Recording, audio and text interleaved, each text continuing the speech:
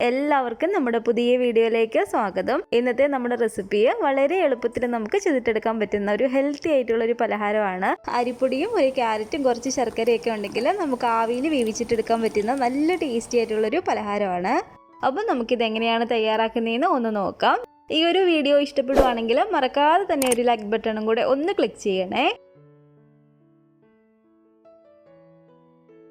Gas അടുപ്പിൽ flame on ചെയ്ത് ഇതുപോലൊരു പാന് ഞാൻ വെച്ച് കൊടുത്തിട്ടുണ്ട്. ഈ ഒരു പാനിലേക്ക് നമുക്കൊരു 1.5 ടീസ്പൂൺ അളവിൽ നെയ്യ് ചേർത്ത് കൊടുക്കാം.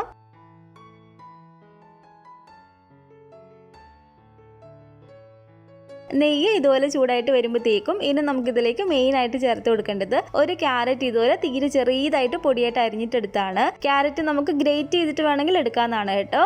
ഒരു കപ്പ് ക്യാരറ്റ് ഇതുപോലെ ചെറിയതായിട്ട് കട്ട് ചെയ്തത് ഈ ഒരു നെയ്യിലേക്ക് ഇട്ട് കൊടുക്കുകയാണ്. എന്നിട്ട് നമുക്ക് നല്ല പോലെ തന്നെ ഒന്ന് വാട്ടിയിട്ടെടുക്കാം. ഈ ഒരു നെയ്യിൽ ആ ഒരു ക്യാരറ്റ് കിടന്നിട്ട് ചെറുതായിട്ട് നമുക്ക് വഴണ്ടി വരണം. ക്യാരറ്റ് ഒരു 3/4 ഭാഗത്തോളം വെന്ത് കിട്ടുന്ന രീതിയിൽ തന്നെ നമ്മൾ നന്നായിട്ടൊന്ന് ഇളക്കി കൊടുക്കുക. ഇതിലേക്ക് ഇനി നെയ്യ് വേണമെന്നുണ്ടെങ്കിൽ നമുക്ക് ചേർത്ത് കൊടുക്കാതാണ് കേട്ടോ. അപ്പോൾ നല്ല പോലെ തന്നെ നമുക്ക് ഇതുപോലെ ഒന്ന് ഇളക്കി കൊടുക്കാം. ഇതുപോലെ ഒന്ന് ഇളക്കി ക്യാരറ്റ് ഒരു 3/4 ഭാഗത്തോളം വേവായി വരുമ്പോഴത്തേക്കും ഇനി നമുക്കിതിലേക്ക് ചേർത്ത് കൊടുക്കേണ്ടത് ഇതൊരു 3/4 ടീസ്പൂൺ അളവിൽ ഏലക്കായും പഞ്ചസാരയും കൂടെ മിക്സ് ചെയ്ത് പൊടിച്ചതാണ് കേട്ടോ. അതുകൊണ്ടൊരു 3/4 ടീസ്പൂൺ നമുക്കിതിലേക്ക് ചേർത്ത് കൊടുക്കാം. ഏലക്കാപ്പൊടി മാത്രമായിട്ടാണെങ്കിൽ ഒരു 1/4 ടീസ്പൂണൊക്കെ നമ്മുടെ ഒരു ടേസ്റ്റിനനുസരിച്ച് ചേർത്ത് കൊടുത്താൽ മതി. അതുപോലെ തന്നെ ഒരു 1/2 ടീസ്പൂൺ അളവിൽ ചെറിയ ജീരകം ഇതുപോലെ ഒന്ന് പൊടിച്ചെടുത്താണ്, അതും കൂടെ നമുക്ക് ചേർത്ത് കൊടുക്കാം. പെരിഞ്ജീരകം അല്ല കേട്ടോ, ചെറിയ ജീരകം വേണം നമ്മൾ ഇതുപോലെ ചേർത്ത് കൊടുക്കാൻ വേണ്ടിയിട്ട്. അതുപോലെ തന്നെ ഒരു 1/2 കപ്പ് അളവിൽ തേങ്ങ ചിരകി ഇതും കൂടെ നമുക്കിതിലേക്ക് ഇട്ട് കൊടുക്കാം. എന്നിട്ട് നല്ല പോലെ തന്നെ ഇതുപോലെ ഒന്ന് ഇളക്കി കൊടുക്കുക. ആ ഒരു തേങ്ങയും അതിനകത്ത് കിടന്ന് നല്ല പോലെ തന്നെ ഒന്ന് ചൂടായിട്ട് വരണം.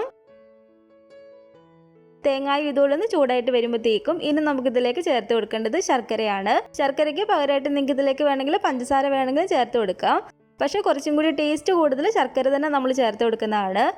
ഇതൊരു 1.5 അച്ച് ശർക്കര ഞാൻ ഇതുപോലെ ഒന്ന് ഗ്രേറ്റ് ചെയ്തെടുത്താണ്. അതായത് ഒരു 1/2 കപ്പ് ശർക്കര ഞാൻ ഇതിലേക്ക് ചേർത്ത് കൊടുക്കുകയാണ് കേട്ടോ. ശർക്കര നമ്മൾ ഇതുപോലെ ചേർത്ത് കൊടുത്തതിന് ശേഷം ഒരുപാട് സമയം നമ്മൾ ഇതിട്ട് ഇളക്കി കൊടുക്കരുത്. കാരണം ആ ഒരു ശർക്കര ഒരുപാട് അങ്ങ് ഉരുകി വരികയാണെങ്കിൽ അങ്ങ് ഒട്ടിപ്പിടിക്കാൻ തുടങ്ങും. തീയൊന്ന് കുറച്ചിട്ടിട്ട് ഏകദേശം ഒരു 3-4 മിനിറ്റോളം നമ്മൾ ഇതുപോലെ ഒന്ന് ഇളക്കി കൊടുത്താൽ മതി.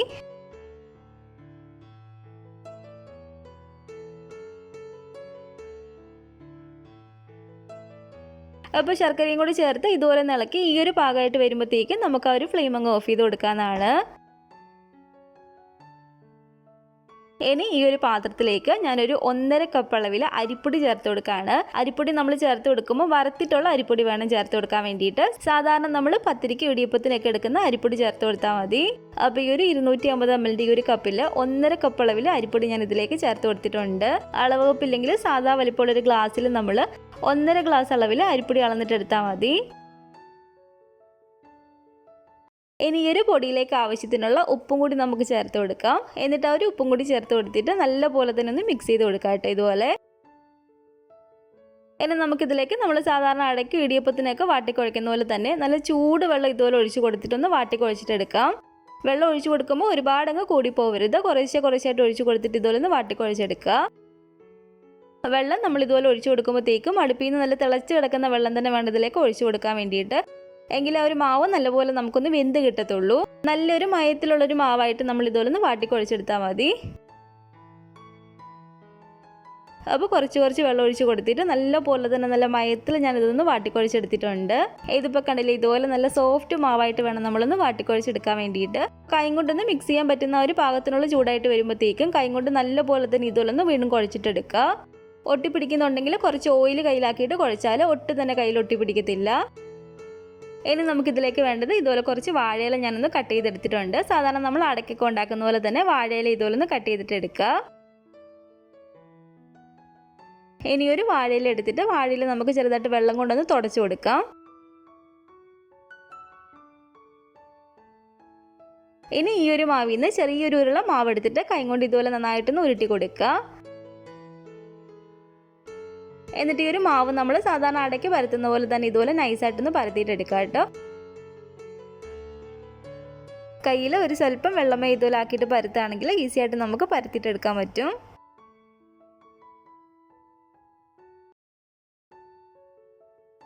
ഇനി ഇതിൻ്റെ സെൻറ്ററിലായിട്ട് ക്യാരറ്റ് വെച്ചിട്ടുള്ള ഒരു മധുരമുള്ള ഫില്ലിങ് നമുക്ക് ഇതുപോലെ വെച്ച് കൊടുക്കാം.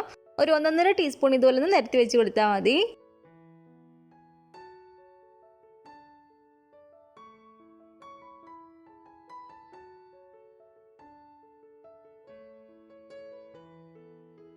ഇനി ഇത് നമുക്ക് സാധാരണ നമ്മൾ അടക്കി പരത്തുന്ന പോലെ വേണമെങ്കിൽ മടക്കിയിട്ടെടുക്കാം. ഞാനിപ്പോൾ ഇതിവിടെ 2ആയിട്ട് ഇതുപോലെയാണ് മടക്കിയിട്ടെടുക്കുന്നത്.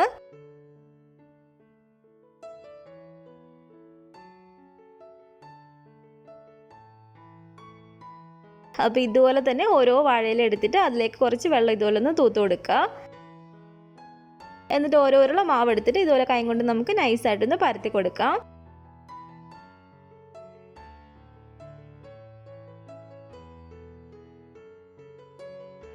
ഇതിലേക്ക് ഒരു 1.5 ടീസ്പൂൺ ഒരു ഫില്ലിങ് വെച്ച് കൊടുത്തതിന് ശേഷം ഇതുപോലെ നമുക്കൊന്ന് മടക്കിയിട്ടെടുക്കാം.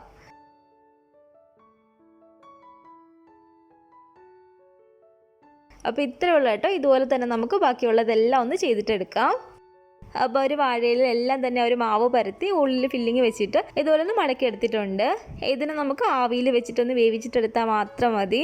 നിങ്ങൾക്ക് ഇത് സ്റ്റീമറിൽ വെച്ചിട്ട് വേണമെങ്കിൽ വേവിച്ചിട്ടെടുക്കാം. ഞാനിപ്പോൾ ഇതിവിടെ ഇഡ്ഡലി പാത്രത്തിൽ വെച്ചിട്ടാണ് കേട്ടോ വേവിച്ചിട്ടെടുക്കുന്നത്.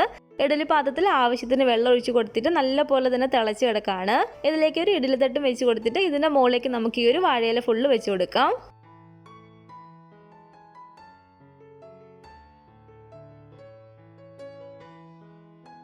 ഇനി ഇതുപോലെ മൂടി വെച്ച് അടച്ചു കൊടുത്തിട്ട് ഹൈ ഫ്ലെയിമിൽ തന്നെ നമ്മൾ വെച്ചേക്കുക. എന്നിട്ട് ഒരു 10-12 മിനിറ്റ് ആകുമ്പോഴത്തേക്കും നല്ല പോലെ തന്നെ നമുക്കിത് വെന്ത് കിട്ടും. അപ്പോൾ ഇതൊരു 10-12 മിനിറ്റ് ആയിട്ടുണ്ട്. ഞാൻ ഈ ഒരു മൂടി ഒന്ന് തുറന്ന് നോക്കുകയാണ്.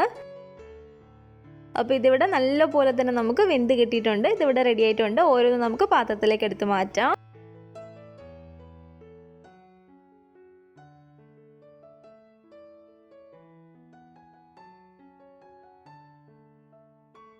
അരിപ്പൊടിയും ക്യാരറ്റും വെച്ചിട്ടുള്ള നല്ല ടേസ്റ്റി ആയിട്ടുള്ള നമ്മുടെ ഒരു അട ഇവിടെ റെഡി ആയിട്ടുണ്ട്. സാധാരണ നമ്മൾ വാഴയിലയിൽ അട ഉണ്ടാക്കി കഴിക്കാറുള്ളതാണ്. പക്ഷെ നിങ്ങൾ ഈ ഒരു ക്യാരറ്റ് വെച്ചിട്ട് ഈ ഒരു അട ചെയ്ത് നോക്കിയിട്ടില്ലെങ്കിൽ തീർച്ചയായിട്ടും ട്രൈ ചെയ്ത് നോക്കുക കേട്ടോ. പച്ചക്കറിയൊക്കെ കഴിക്കാനും മടിയുള്ള കുട്ടികൾക്കൊക്കെ ആണെങ്കിലും ഈ ഒരു രീതിയിൽ നമ്മൾ പലഹാരം ഉണ്ടാക്കി കൊടുത്താൽ അവർക്കും ഒരുപാട് ഇഷ്ടപ്പെടും. അപ്പോൾ നിങ്ങൾ ഇതുവരെയായിട്ടും ഈ ഒരു ക്യാരറ്റ് വെച്ചിട്ട് ഈ ഒരു അട ഉണ്ടാക്കി നോക്കിയിട്ടില്ലെങ്കിൽ തീർച്ചയായിട്ടും ട്രൈ ചെയ്ത് നോക്കണേ. ഉണ്ടാക്കി നോക്കിയിട്ട് നിങ്ങളുടെ അഭിപ്രായങ്ങളൊക്കെ മറക്കാതെ തന്നെ നമ്മുടെ കമൻറ്റ് ബോക്സിൽ വന്ന് അറിയിക്കുക. അതുപോലെ തന്നെ നമ്മുടെ ഈ ഒരു വീഡിയോ ഇഷ്ടപ്പെട്ടെങ്കിൽ മറക്കാതെ തന്നെ ഒരു ലൈക്ക് ബട്ടണും കൂടെ ഒന്ന് ക്ലിക്ക് ചെയ്യണേ. നിങ്ങളുടെ അഭിപ്രായങ്ങളൊക്കെ കമൻറ്റ് ചെയ്യുകയും ഫാമിലിയും ഫ്രണ്ട്സൊക്കെ ആയിട്ട് നമ്മുടെ ഈ ഒരു വീഡിയോ ഒന്ന് ഷെയർ ചെയ്ത് കൊടുക്കുക. പുതിയതായിട്ട് നമ്മുടെ ഈ ഒരു ചാനൽ ആരെങ്കിലും കാണുന്നുണ്ടെങ്കിൽ താഴെ കാണുന്ന റെഡ് സബ്സ്ക്രൈബ് ബട്ടണും കൂടെ ഒന്ന് പ്രസ് ചെയ്ത് സപ്പോർട്ട് ചെയ്യണേ. കൂട്ടത്തിൽ ആ കാണുന്ന ബെല്ലൈക്കണും കൂടെ ഒന്ന് ക്ലിക്ക് ചെയ്യുകയാണെങ്കിൽ ഞാൻ പുതിയ പുതിയ റെസിപ്പികളൊക്കെ ഇടുന്ന സമയത്ത് നിങ്ങൾക്ക് അതിൻ്റെ നോട്ടിഫിക്കേഷൻ കിട്ടുന്നതായിരിക്കും. ഇൻഷാല്ലാ വീണ്ടും നമുക്ക് ഇതുപോലെ നല്ലൊരു റെസിപ്പി ആയിട്ട് കാണാം.